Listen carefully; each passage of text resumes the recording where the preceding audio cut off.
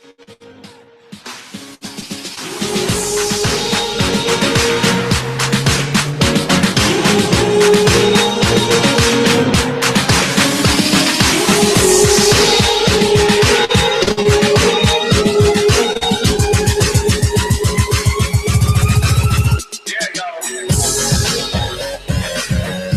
Trequartista podcast. Giuseppe LaRocca, Noah Curtis. Another beautiful week of Italian soccer. Noah, how goes it? It's going good. How are you? I'm all right. For some reason I haven't been sleeping well. I don't know what it is, but they just put some new episodes of It's Always Sunny in Philadelphia. All those hot Netflix. takes must be keeping you up at night. Oh, you better believe it. Just hot takes in my mind 24/7. Baking. Except when I come to the show, for some reason they all escape me. I don't know what the reason is. You should start writing them down. Absolutely. So we had Champions League today. We'll have Champions League tomorrow, but obviously we're not covering that. Also, some great games this past weekend and on Monday with Lazio and Cagliari playing on Monday. So you know what? Let's get to the headlines, and we have a special guest to break down the Champions League fixture.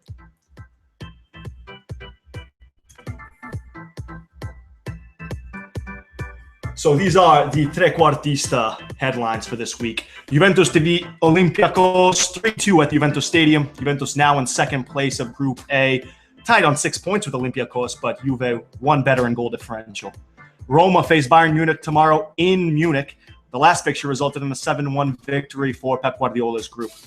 Speaking of Roma, they fell to Napoli 2-0 at the São Paulo on Saturday. Higuain and Callejon, the goal scorers for Napoli. Palermo defeated Milan at San Siro. A Milan own goal and Pablo Dybala blast made the difference. The other Milan squad, Inter Milan, fell to Parma 2-0 this past weekend. Paolo De Ceglie, of all people, with 2 goals for Parma. And Mazzarri's seat with this loss, gets a bit warmer. Juventus cruised to a 2-0 victory over Empoli. Alvaro Morata shined in the victory with a beautiful goal from distance. Other results this weekend: Sampdoria 3-1 over Fiorentina, Genoa 4-2 over Udinese, Cesena and Verona played to a 1-1 draw.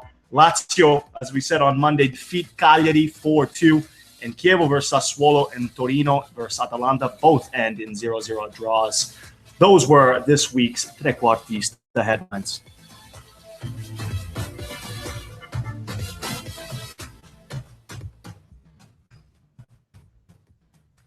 As we all know, Juventus versus Olympiacos was today, and to help break us down this match, we have David Tenenbaum of JuveFC.com. David, thanks for joining us. Yeah, thanks for having me on, guys. Always a pleasure to be on the podcast. So David, first of all, just really quickly, kind of your initial reactions to what was a tight game. I think we all thought it would be a tight game. Juventus maybe narrowly escaping what would have been another disappointing home draw in the Champions League. What are kind of the immediate takeaways you had from the match? Yeah, I mean, look, when it was 2-1 for those 2 minutes, I was, thinking, oh, here we go, same old again, back to the Europa League. Yep. And then, I mean, in 5 minutes, they took the lead too. So I think actually, really, this was a really positive game for you. I mean, the defending on set pieces was not good. Both the goals for Olympiacos, I think, came from a set piece. One was a corner, one was like a free kick. I think maybe one was like not directly off a free kick, but like free kick touch and then assist. But that's okay. So that's one thing you got to work on in training. But definitely they needed the win. They got the win, and they played, I think, really well. They played for one of the few times ever in Champions League under both Allegri and Conte, for only time under Allegri, but 3-4 games where they played not like they do in Serie A. They didn't play slow. I mean, at times they did, but they didn't try to just break down Olympiacos, getting down the field quick. They were getting men forward, and they were trying to create something, and they did. They created 3 goals in the end. Do you think, you kind of just touched on it, but this was, you mentioned the first kind of time you saw Juventus play maybe a little bit more of a different, maybe even a little bit more direct, quick tempo and style. Do you think they have to play that way to get through this Champions League group and then obviously try to continue on in the competition?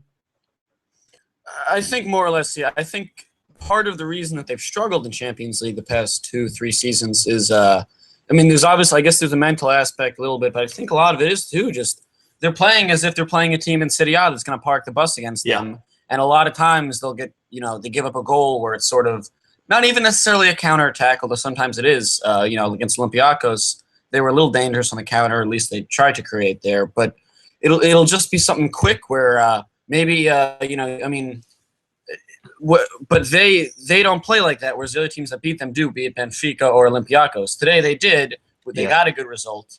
In the future they should. I would like to see them continue to play more quickly in the Champions League. Although I think for example against Atletico.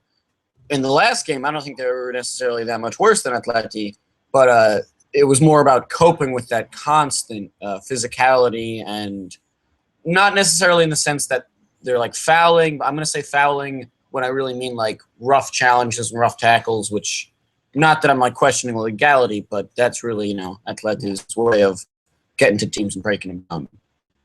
Yeah, I think for me, this is the first time I've seen Juventus in the Champions League, or at least the last 3 years, where they actually responded when they were on the back heels. You looked at that game against Olympiacos 2 weeks ago, Atletico Madrid, and even going back to the last couple of years, when they were down, when they needed a goal, it was never there for them. They never could respond. And once they went down 2-1 at home to Olympiacos, I thought it was same old story. But the fact that they were able to respond, they were able to, even though they were on the ground basically, it was almost a 10 count. For their Champions League lives, they were able to respond, do something they haven't done in Champions League in the past couple of years. I thought it showed a lot. It showed a lot, and they made the opportunities when they had them. Right. The big question with Juventus going into this game was, are they going to be able to capitalize? Right. We talked about the Olympiacos game, Atletico Madrid. They weren't able to capitalize at all. And good teams in the Champions League, they make the most of their opportunities. Today, I think they made the most of the opportunities that were given to them. So a lot of credit has to be given to them. David, what do you think about the changes that Allegri made? Seems like all of the changes kind of added something momentous to the game. Yeah, I mean, his hand was forced in a way to make some minimal changes because of injuries. Angelo Ogbonna, for example. So he had, Bonucci and Chiellini there at center back in the four-man back line. Yeah. And in general, I don't even necessarily think the formation change was that big of a deal, so much as it was just that they were playing very differently. And it is also interesting that Alvaro Morata, who started in lieu of Llorente, Morata had a pretty good game, but Llorente came on, and he has not really done too well this year. I mean, he scored against Palermo, I believe it was, but aside from that, he's disappointed. It was fitting that it was him, though, right? It was fitting that he was the guy that kind of sparked the team. It's interesting too that Morata had a pretty good game, but then Llorente came on, and he really, Juve had been playing well, but he really reignited something in their attack at a time where they had yet to get control of the game. Absolutely. Reestablish control. And you see Paul Pogba with that game-winning goal, just stones on him, really. Raging Pogba in my pants. And that's what I had when he scored that goal. But you saw it. He took on defenders. He looked like, for Juve, I think he was the most intriguing attacker, really. You saw him draw a ton of fouls. You saw him give trouble to the Olympiacos defense. So he had a great game. The other midfielder, right? The other midfielder that comes with a big price tag is Arturo Vidal. Should we be worried by Arturo Vidal, or the fact that he really hasn't been at his best? Missed a penalty today. Yeah, I don't know. Vidal's really been not too good this season. He's had a few Vidal performances where he plays well. He plays like himself, but on the whole, he's not been good, and he's certainly not been the best midfielder at Juventus this season. And especially after the whole circus of the transfer this summer, it's sort of like, so I've seen a few fans saying like, oh, we might have well just sold him. We could have gotten some good money, and he really hasn't made a difference for us this year. And I don't know what it is. I don't know if it's adjusting to a new coach, like tactical changes, or if his knee maybe. Consistently there's rumors of like, oh, his knee's flaring up again. Today something happened during the warm-ups where he was about to get pulled from the lineup, but he started. And I think he started off pretty well in the game today, but I think he definitely progressively got worse. And by the end of the 90 minutes, he had a bad game. So I really don't know what to make of Vidal, because he's been one of the best players at Juventus the past few years. And then this season, he really hasn't done much yet.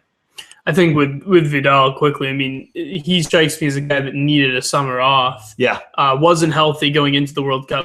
Give him a lot of credit because he played for his country, tried to push them on to doing well at the tournament. But that's a guy that really didn't have any break and played injured through a pretty intense tournament in the summer. Yeah. I think you're just seeing a guy that's tired and isn't. I think he never got a chance to heal that leg up. It's probably not fully healthy now. And the thing with Juventus, it's not like you don't have depth at the position, right? I mean, and you look at, I'm not going to call him a carbon copy just because he looks like him, but, Pereira has proven to be a decent midfielder, right? And he has a lot of those qualities that Vidal has. So I think this is a great time to test out what you have in the midfield, and I don't think, I hope that Vidal, personal offense to it, but it's not like you don't have the depth. You have the depth. Use it, especially when you have, Pirlo sometimes is, he's come under question if he's, hurt, if he's tired. Rotate these players now. You want to see what you have on the bench now, so that say you do advance. When do you rotate them though? It's, David. You can probably speak to this too. It's Juve's in a battle in this champion. They're not out of this group yet anyway. They're still level on points with Olympiacos. They do have the edge in goal differential now, but they have both of these teams still have to play Atletico Madrid, which is obviously going to be a difficult game. Yeah. Where do you see Juve going from here in this group? Do you feel confident they're going to be able to get through now after they're able to win this game today? Yeah, the next two games each have sort of interesting. The Malmo game, for example, Juve beat them 2-0 in the last one, but I believe that this game is in Sweden. Yes. I think they're from. So, that's sweet. I don't know the climate super well, but I'm assuming late November. It's going to be a little wintry. There could even be snow. So that could, but again, that affects Malmo as well. They might be a bit more used to it, but still got to play on the same pitch. So that could be tricky just for that reason alone. And then Atleti, obviously, they're a tough side, but that'll be at Juventus Stadium. So again, then there's sort of like, in each of these cases, the positive and the negative sort of has a counterweight on the other side. So we'll see. I'm confident, though, based on today. I think this is the sort of game that can, and not that Juve haven't really they've been doing well in Serie A, but this is the kind of thing that can really get you going on all fronts. It's sort of like in Conte's first season, there was a draw versus Napoli, 3-3. And I think that was actually the first time they used the 3-5-2. Mm-hmm. They switched there at halftime, and they were down 3-1, came back for a performance we would come to learn. But at the time, it was a really big victory for the team. And I could kind of see this sort of, being a big impetus for a good push for the rest of the year. And frankly, if you look at the Serie A fixture list for Juventus for the rest of this year, they play Fiorentina, they play Torino in the Derby, some big games. But there's no sequence of hard that stands out. So I think, especially in terms of rotation and dealing with the Champions League games, I think, barring any sort of rash of injuries or suddenly having really bad form, they seem set to do fine now. Yeah, and you look at Juventus's record in November, the last 3 years. I want to say they were undefeated the last 2 seasons, or the last 3. I think all 3 seasons they went undefeated. So maybe aside from Champions League, but in Serie A, definitely. So, this could definitely propel them into November. It's a really good start for them. David, really appreciate you joining us tonight, friend of the show. So we always want you on. But you can catch him, juvefc.com. You can also follow him on Twitter at @dtenenbaum. Thanks, David. Yeah, thanks for having me on. Always a pleasure. Yeah, there's no question that, this is a good win for Juve, but they shouldn't be feeling comfortable in the Champions League table. I think there's a little bit of a worry too that you're seeing. This Champions League was set up where they played three of those or 2 of those first kind of 3 matches that first go through were on the road. Now they get 2 at home, so it's set up favorably for them here. But they didn't play well in those 2 away matches. And in the Champions League, once you get to these knockout rounds, losing away from home, it's difficult once you start playing those bigger teams that are bigger than Olympiacos that could potentially have come into this game today and taken points off. The other thing, you played Olympiacos today. You're the number 1 team in Italy. You allowed 2 goals. Goals. You allowed 2 goals at home. You were trailing. You were trailing 2-1 on your home turf. Sure. It's not right. Well, do you think it should never be the case, especially with Juventus, especially with the defense that they have? It's not like they have a poor defense. The other thing that really, I mean, I took out of this game, they were lucky. They were a lucky team. I mean, you don't have to censor yourself here. No, I know I don't have to censor myself, but maybe we have some youngins listening. What do you? I mean, they were lucky. You look at that Llorente goal. I mean, we gave him credit, but he was completely lucky with that goal. It wasn't even Llorente goal. It was an own goal. Is this not true? Don't talk about Gattuso like that. Don't talk about Gattuso like that. What was that again? Fuck off. Is this not true? I want him back in Serie A. But they got lucky, if you ask me. In terms of finishing their chances, they definitely, I mean, 3 goals, you got to give it to them. But look, Alvaro Morata, I call him Marotta. Morata had 2 chances in the first half, right? You have Arturo Vidal with another chance in the second half. And missed the penalty. Missed a penalty. Look, and they're only, +1 on Olympiacos. Well, I expected more from this Juventus team.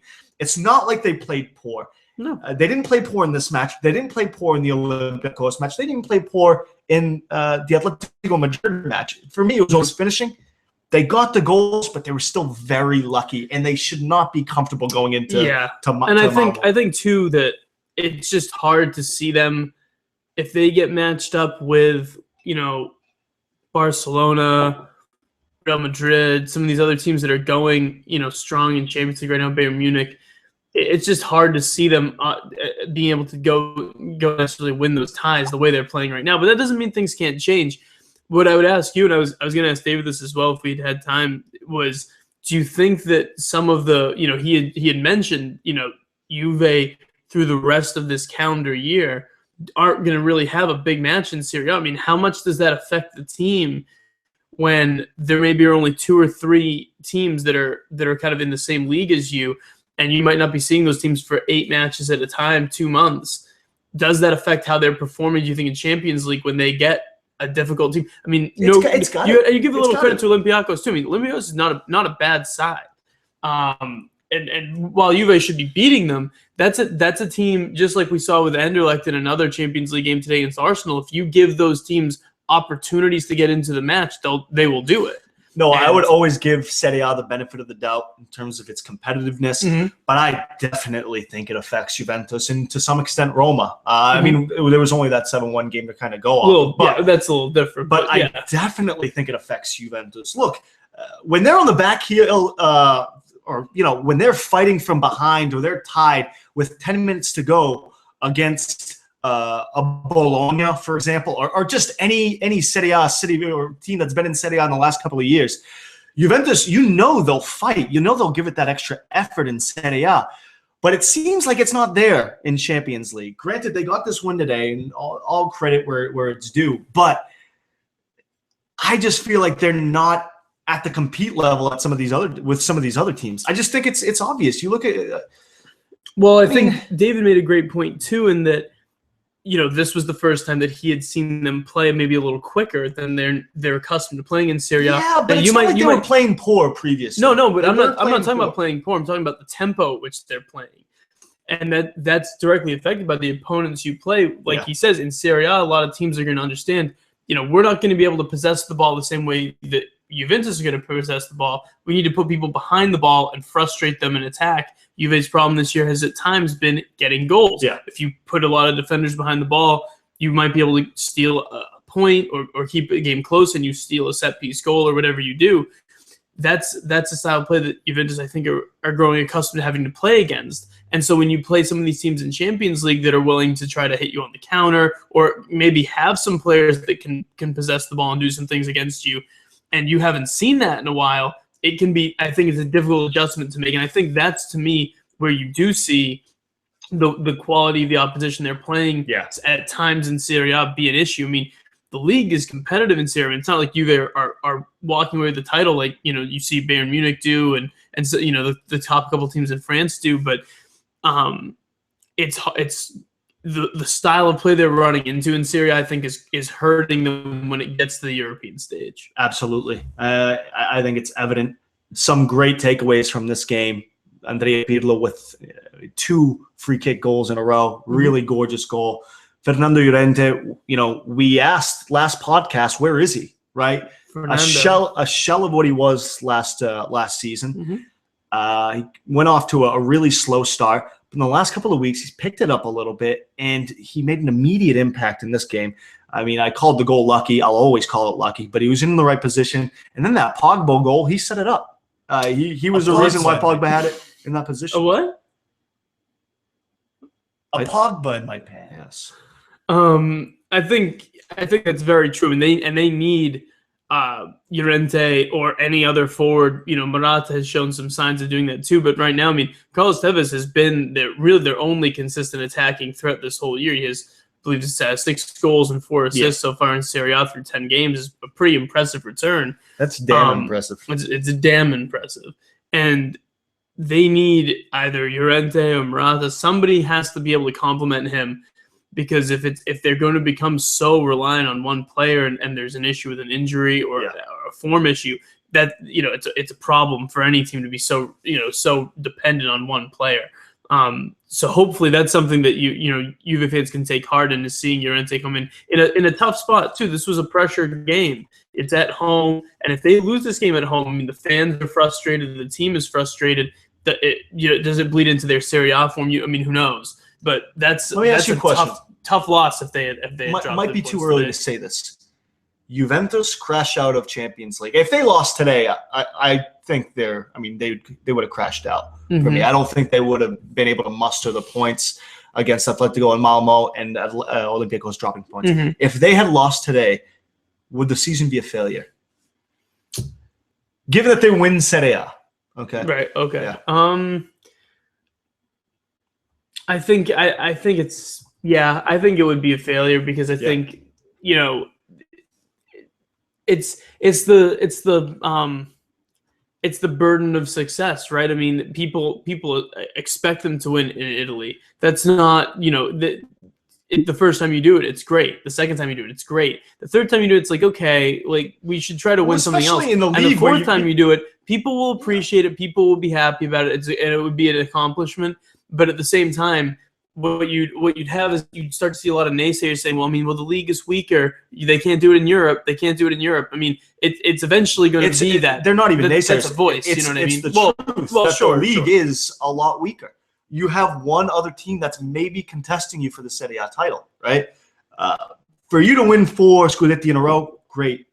That's awesome. It's an achievement. But at this point, when you're winning 3 Scudetti in a row, you should be a top team in Europe, and you should be at least getting out of the group stage in Europe. I mean, right? I think beyond. I think you should be aiming and maybe higher beyond. I think right? you should be aiming higher than that too. But look, that's ultimately a discussion to have if and when that happens. Right now, I think they're still very much, in the position to be able to go through. Atletico are at the top of the group, but I mean, Juve could easily tie them with a result at home against an Atletico team that is still difficult, is still good, like David had mentioned, but is nowhere near as good as they were last year.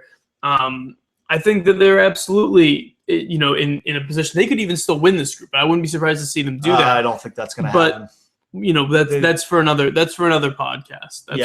I'm still kind of under the impression that they don't have it in Europe, even though they got this victory. That's great. 2 goals given up at the Juventus Stadium.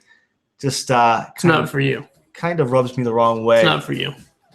We will talk the rest of Serie A when we get back from this break. Thank you for joining us at Trequartista Pod on Twitter.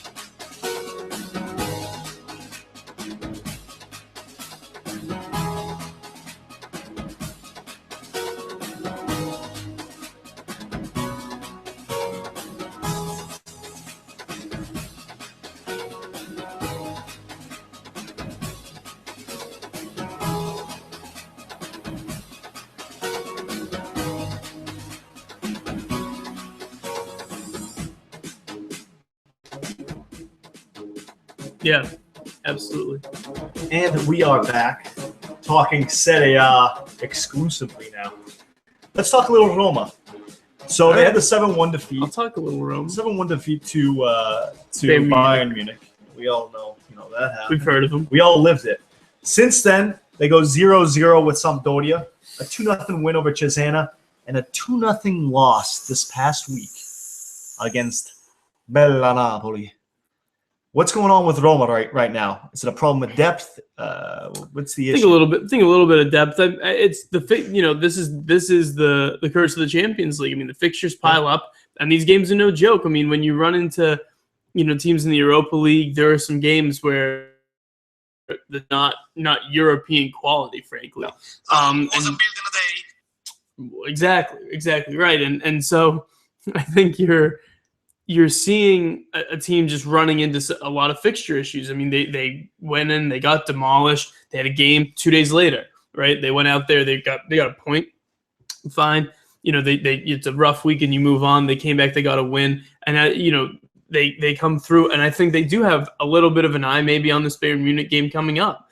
And they got caught by a pretty good team. I mean, they didn't lose to a bottom feeding club right now in Serie A. They lost to a good team. So I wouldn't ring any alarm bells right now about it. The teams that are up there with them, Sampdoria and Lazio, I don't see them being kind of up in that top four for the long haul. So for Roma, I mean, they're still very much in contention to be in the top two. I have a different. Does it hurt them? Does it hurt them in regards to Juventus maybe pushing on and building up a points league? Maybe, but frankly, I didn't think Roma were going to win the championship anyway. I think right now they're still the second best team. I agree with that. Second best, we'll see, but they're not looking crisp at all right now. This isn't the team that started the season. And when we went into this season, we said, hey, they've added depth for Champions League. This should make a difference. And to be honest, I don't think it's made a difference. Well, I don't think the buys haven't worked out the same way that they did last year. I mean, they got Wani Turbe, right? But he's played pretty good. But I'm saying the depth buys on the team, I don't think they've panned out the way that they were hoping to. I mean, they brought in Ashley Cole. I mean, he hasn't done anything. They're already talking about him leaving. I don't think that the buys have paid off, but I also don't think that it's time to panic just because they lost to Napoli. I don't think it's panic time necessarily. Are they looking good? No, but I think it's clear to me that this isn't a team for the Scudetto. It's clear to me early. But I never thought that they were. Well, they did. That's fine. I mean, I would hope that they would have that attitude for sure. I still think they're a really good team. I think that they're going to have the ability to improve too. I mean, I think if you want to, you're taking kind of you're looking at it from a little bit, I guess, more negative standpoint than I mean. If I'm going to play devil's advocate, I would say that tentative, a little bit. Yeah, negative, but if I'm going to play devil's advocate, I would say that they're not playing at their best. I think they would certainly admit that they have room to grow, and I think it depends on how much you trust in the players that are there. The management to maybe bring in a couple buys in the winter transfer window. Is it a buy thing? Rudy Garcia. Is it a buy thing? I think that adding a player or two is not. It would help the team. Okay. I do think that. But I think it's also do you have any faith or trust in Rudy Garcia to motivate these guys to make some changes and some tweaks to the lineup possibly and get them back and getting good results? I happen to think that he's going to get them playing much better. I think the team's going to be much better. And I think, to be honest with you, they're not going to be going through in Champions League. I don't think they're going to worry too much about the Europa League. I think you're going to see a team that's going to play much better in Serie A as we get into the second half of the year because they're just not going to be – the attention is not going to be on Europe.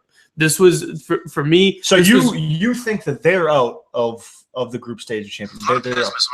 I don't see them going through right now. Okay.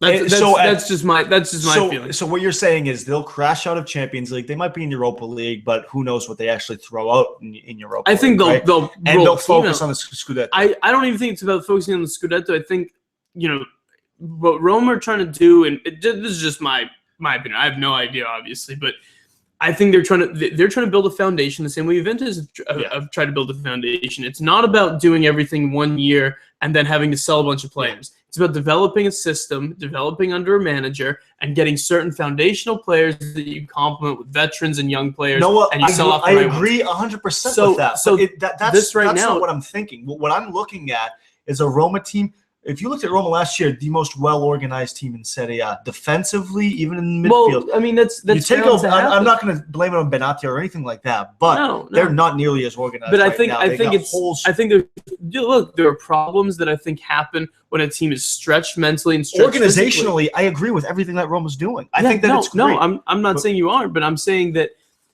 there's no doubt that I'm not disagreeing with you that they're a little bit ragged in the way they're playing. I think that you're seeing a lot of players last year that said they had very clearly defined roles, right? They're extremely organized, and as a player, you knew what your responsibility to do was. You knew what the manager expected from you, when you have that, you play within you play within yourself a little bit more. You let other people do their job, right? That whole idea of when you're in a team sport, do your job and let other people do theirs. And what happens is, the team becomes more cohesive. Right. And I think this year you're seeing people pushing a little bit harder, trying a little bit more to do things that aren't their job. And as a result, the team is not as organized. The team's pushing too hard, not really as cohesive as we've seen last year. I totally agree with what you're saying. But my point to that is just that I do trust enough in the coaching on that team and some of the veterans on that team that they will figure that out. Is it going to be enough to save them in Champions League? I don't think so. Is it going to be enough for them to make some run at the Scudetto? I mean, not unless Juve just brutally collapse. But it doesn't mean that the plan is still moving forward. The plan's still going. This year was them having it was like a European adventure, right? It was the first time they were back in the Champions League in some time with a new group, and it was exciting. And they went in there. They've had some highs. They've had some definite lows. They're gonna push themselves to finish it out as strong as they can, whether they go through or not. But at the same time, the goal is going to be for them. This is just me, right? Not a Roma player, not a Roma coach. Obviously, they want to win every game. For me, the goal now: finish second in Serie A, get back to the Champions League, and continue on building that foundation, adding the right players, and continue to develop so that next year, in year 3 of Rudy Garcia and this group.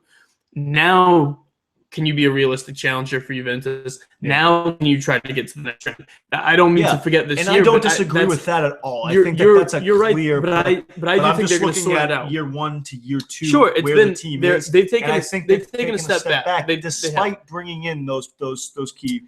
They brought in those guys and. Hey, it might have something to do with the added schedule, right? And I think it's fair to say that, right? I think it absolutely does. But even in Serie A, against teams that Provinciale teams, they're not the team that they were last year. No, but that also comes with the fact that teams are not surprised by Roma being a top team. I think last year none of us thought that Roma were going to be a top 2 team. They almost went on that run in the beginning of the season because nobody expected them to go. And if you remember, right, that was 10 games into the season, a third of the way through. And then what happened? They had some injuries, they had some problems, they ran into some bad results, and there was a dip in form, wasn't there? Yeah, Anthony, real quick, can you just bring over some of that Baker's Mark? I mean, top me. We might as well. Top me. Go for some fresh cubes as well. You got to keep the cubes fresh. Yes, Anthony. No. We're kidding. We don't need the cubes. No, you can keep the cubes. The cubes are fine. Recycle the cubes, but yeah. Just a couple of seconds. Yeah. But no, go ahead. No, I completely agree with what you're talking about. Except that usually in a 3-year process, you start to see progress each year, and I think Roma. But the thing is, look, a little bit. I won't disagree with that. They've dropped back a little bit, but sometimes, in these plans, that you're never going to have everything going according to plan. They've run into some obstacles this year, right? They have. But I fully support Rudy Garcia. I think he's a very, very good manager. One of the best, managers right now in Europe, in my opinion. I think he's a really good manager, and Roma understand that they're on to something good here. And look, they've hit a snag. They hit a snag last year, right? They hit a snag last year, didn't they? Yeah. A little later in the season. They did, but when you understand the added impact of those Champions League games, it cannot be overstated how big of a deal that is. Juventus, there's no doubt that they have a deeper team right now than Roma. We talked about the depth buys. Yes, Roma do not have as deep a team as Juventus, and Juventus have not been perfect in Champions League. Juventus have not. I mean, Juventus have taken they also slipped the past couple of weeks. Juventus have taken their points in Serie A better than Roma have this year, but Juventus have not been vintage in Serie A this year either. So I think to knock Roma, it's valid right now that they're not playing well. I think they're going to be fine. I think they're going to straighten it out. I still think they're going to be second at the end of the year too. Sounds good. Let's talk about Inter Milan. Team we haven't really talked about a whole lot the last couple of episodes. Not been a whole lot to talk about. Not been a whole lot to talk about, but it looks like Mazzarri he could be on his way out. Get the heated seats going. I haven't pulled up the schedule here, but obviously the big loss this past week to Parma, where Paolo de Ceglie. Parma is second from bottom, I think, right now. Yeah. Exactly. keep going with. So what else do you have from Gattuso? Anything else? No permit nothing. Yeah, and Mazzarri should permit nothing. No respect the rules. Do you think that's the problem with Inter? Are players not respecting the rules yet? Sometimes maybe good, sometimes maybe shit. For Inter, I'll tell you, it's been mostly shit. Fuck off. Come on, was that Mazzarri or Gattuso? I think it was Gattuso, but look, he's trying to just stick up for his friends. I don't know. It's I think. What do you know? Yeah, what do I know? That's you telling you. With Inter, look, I'm not going to lie. I haven't watched a whole lot of Inter matches. I watched this past week. I've watched a couple of games here and there. There's no denying that they have a plethora of attacking There's some nice players. Right? That's not even the question. So the question becomes, is Mazzarri the man to get this group to become a little bit more cohesive? If I'm an owner at Inter, I'm saying, look, we brought in some guys for you, and you've told us to trust in what you're doing. But we're not seeing it. The team was pretty middling last year. The team's pretty middling this year. Every time I think they're going to start getting on a roll and hit some positive results, they lose a game I didn't expect. Let's look at what Mazzarri had before with Napoli, right? That was a club that he could cultivate, right? He had several years. He had players that weren't considered top of their craft, right? Sure. And he brought those players to prominence and brought that club to prominence. So do you think the owner was obviously a little bit more lenient, right? Obviously kind of had a different set of expectations. Napoli, yeah, exactly. It's a different set of expectations. Napoli were before Mazzarri. They were Palermo. Right. That's what they were. But let me ask you this though. I mean, do you think right now, if I'm the owner and I'm asking your advice and I say, do we need to just give Mazzarri more time? Do you think he just needs more time and this is going to be honest, I don't think this is the fit for him. Neither do I. That's what it comes down to. I don't think it's the fit. I think that since the day he got in, the manager and you think the players since the are day all right. he got in, there were issues. Sure. He went in, didn't like the players they had, right? Didn't have leverage in the transfer the transfer window. A couple months later, what happens? Moratti leaves, and then you have Eric Thohir, who knows nothing about Mazzarri, doesn't really know a lot about Serie A. No. Comes in. You have a different set of expectations with this owner. There were always peaks and valleys that Mazzarri had to deal with. I'm surprised that he's gotten this far. I'll give you that much. But I don't see it getting better. Do you see him finishing Mazzarri, the year? You get a middle-of-the-pack team. Is he going to finish the year with Inter? I don't mean the calendar. I mean at the end of this Serie A season, 2015, May. Yeah, is he going to be? Yeah, maybe you can look this up, but there's something in Mazzarri's contract that it wouldn't make sense for Inter to let him go before the end of the year. Let me ask you this. I mean, should he? Excuse me. No. Let me ask you this. I think it's one of those Allegri situations where before the club lets you go to kind of save it. Well, actually, I shouldn't say that. Allegri landed on his feet at Juventus, so I don't know. What about what kind of example that was a random situation. Yeah, let me ask you this though. There were a couple rumors, couple reports that Inter have their sights set on Roberto Martinez, who's over at Everton right now. Did a great job with Everton last year, obviously. This year has been a little rougher ride, but everyone seems to agree he's a bright young manager. What do you make of the one? Do you think there's any kind of any kind of truth to those rumors? And two, do you think that's a name, that's a fit for Inter? That's a really good question. That's a two-parter. Do I think there are truth to those rumors? I absolutely do think there are truth to those rumors. I mean, I think Eric though here is probably asked around for some managers outside. And he's a bright young manager, no doubt about it. Yeah, bright young manager, no question about that. Do I think it's a good fit?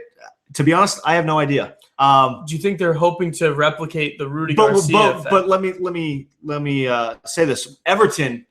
I mean, when you look at them in comparison to Inter, or what Inter means in Italy, right? A little bit different. Different circumstances, right? Sure. It's not like at Everton you have kind of the power to bring in whatever player you want in the Prem. In Inter, no, you don't necessarily, but you're still one of the top dogs in Serie A. I would say though that in today's European transfer market, how much more prestige does Inter Milan have than Everton right now? Because I don't think they have that much more. I don't. But relative to the country, absolutely, absolutely right. Like if you said you want to go play in Italy, that's a team you'd consider playing for. Whereas if you say you want to go play in the Premier League, absolutely. But I think you're right on just the European landscape. Yeah. I think maybe Everton is a. Well, I mean, we saw Romelu Lukaku was willing to sign there. Yeah. Who's a bright young talent when they're from Chelsea. I mean, before we get on to all that though, but I think. What I'm seeing from Inter is looking at the model that Juventus and then Roma followed, which is identifying a younger manager that they can bring in and can grow with the club, right? And they think that Martinez could be that guy, that they could bring him in similar to how Roma brought Rudy Garcia in. They make some smart buys that don't overstretch their budget, and he gets the young guys they have to play this attractive, flowing football, and they start banging in goals. Yeah. And I think, look, Inter should be looking this way because, frankly, like there's not a group of powerhouses in front of them. You make a nice managerial move. You make some nice buys. You get these young guys and these. We just mentioned they have these attacking players are nice. Yeah. You could be a top 4 team. It's not like a mountain to climb. You know what I mean? It's not like there's just stud teams ahead of them. No, I think you make a good point. But that's ultimately that's in the future. I mean, right now, the team is disjointed, I think. I don't think that a lot of the players we just talked about knowing your role and doing your job, I don't know if these players know what their role and their job is game to game. I agree with you there. Let's talk about another squad before we kind of wrap it up. Fiorentina right now, 11th in the Serie A table, right? Big loss this past week, though it was to Sampdoria, who we should talk about playing extremely well. Fourth in Serie A. They're fourth, actually. Yeah. But you look at and I think Sampdoria have a pretty big match this weekend. I think they're playing in a big game this weekend, I believe. I gotta take a look. Yeah, well, in the past couple of results, Anthony, you want to take a look at that? Sampdoria, the 3-1 loss to Fiorentina, the 3-1 loss to Sampdoria. They did beat Udinese 3-0. 1-1 to Milan. They lost 2-0 to Fiorentina. Oh, wow, what am I talking about? To Lazio. And then earlier and Lazio's having a good year as well. So is Fiorentina what you expect? Do you think it really has to do a lot with the injuries to Giuseppe Rossi, which we don't know when he's coming back? And say that again? Fiorentina Napoli, which is probably one of the games of the weekend. But that might have been Torres' pick of the week. Are you almost surprised that Mario Gomez didn't take to Italian football as well as we had hoped? I'm a little surprised. I think we all thought he'd be a pretty good buy. I think injuries have hampered him a little bit. But I think now that with the benefit of hindsight, at least for me, I think I look back and I say, you know what, he might have been a little bit of a product of a pretty good Bayern Munich team. That's good. Good couple Bayern Munich teams where, you take him out of that group and all of a sudden it's, he doesn't look as sharp. I mean, physically, he still looks great. Yeah, but on the field he hasn't been as good. But also, I mean, I felt like there was like a little bit of chemistry developing between him and Giuseppe Rossi that we've never got to see come to fruition. We never really got to see them on the field at the same time. Yeah, and unfortunate. Without either of those guys banging goals in, I mean, I would have expected to see Fiorentina basically mid-table, maybe top 8, something like that. So Yeah. I'm not shocked at where they're at. It's a team I do with think, obviously a storied tradition. I mean, it's a team we want to see do well, but I feel bad for Montella. He really hasn't gotten a fair shake over the last year and a half. I mean, they've had some unlucky stuff, but look, that's a club that to me is a little bit more like Everton these days, where you don't necessarily have a budget to go just buy whoever you want, and you've got to make do with trying to fit pieces together. I mean, or guys that are quote unquote rejects from big clubs and things like that. But they had hit on something with Giuseppe Rossi, and then they spent the bulk of that budget to bring in a more named guy like a Mario Gomez to say, let's push to a Champions League spot, right? And they took a shot, hasn't panned out. But at the end of the day, they're still mid-table. I think they're still capable of maybe being a top 8 team. I do think Montella is a good manager there, and they still have some talent with that group. But ultimately, it comes down to goal scoring. They don't have the goal scoring. Absolutely. I think that leads us to the end of the show. We'll do our round of grievances now, but yeah, it was a great week of Serie A. I'm excited for the next week. I'm excited to see how Roma perform tomorrow against Bayern Munich. See how they respond, right? Yeah. I think they'll fare a little bit better than. You think it's going to be less than 7-1? Scoreline was a little unfair. If it's 7-1 again, that's tough. That is really tough. What do you say if it's 7-1 again? Just way she goes. Yeah, I don't know. It's I hope to God it's not 7-1. I don't think it will. No, I don't think it will. I don't think it will be 7-1. Grievances. You got a grievance on tap? I have one on tap, but you can go first because you had one, right? Yeah, I guess my grievance is with supporters of Italian soccer. I mean, if you're Italian, if you watch Serie A, even if you don't support Juventus or don't support Roma, at this point, when these teams are playing in Europe, you got to support them. You got to support Italy. That's what it comes down to. I don't care if you're blue and black or red and black till you die. You have to support these Italian teams. Right now, we only have 2 in Champions League. 2. Think about this. This is Serie A we're talking about. As beIN Sports says, one of the most traditional leagues. No, they actually don't say the most. It's just one of the most traditional leagues. So we got to support Italy at this point. Put your pride aside. Put your team, put them on the back burner for Tuesdays and Wednesdays, and try your hardest to support these 2 teams because they're representing Italy, and we need more spots. So that's what I got to say. I'll go a little bit off topic here, but the quality of denim jeans being sold to us these days is just shoddy. Shoddy, yeah. I've had a pair of jeans. Yeah. No, I agree. Less than a year. Let's say call it 8 months. And there's a rip right on the crotch of the jeans. Well, let me ask you a question. Where are you buying your denim? I buy my denim. I don't want to put any retailers on blast here, but I'm going to tell you this: these jeans were between $50 and $60 jeans. So these aren't. You gotta pay like, a little bit more for denim. That's what it comes down to. You gotta. You buy a nice pair. But why am I paying? Well, I'm paying 60. I'm paying 50 American dollars for a nice when you put it that way of light blue denim jeans, and then I see somebody somebody can go ahead and spend another $20 for these pre-ripped jeans. I don't see these pre-ripped jeans ripping again. No, look, those things are fad has to be. But I'm not even talking about the fad. I'm saying these are pre-ripped jeans that do not rip again. But my whole unripped jeans can rip like silk. Is silk easy to rip? Silk's easy to rip, right?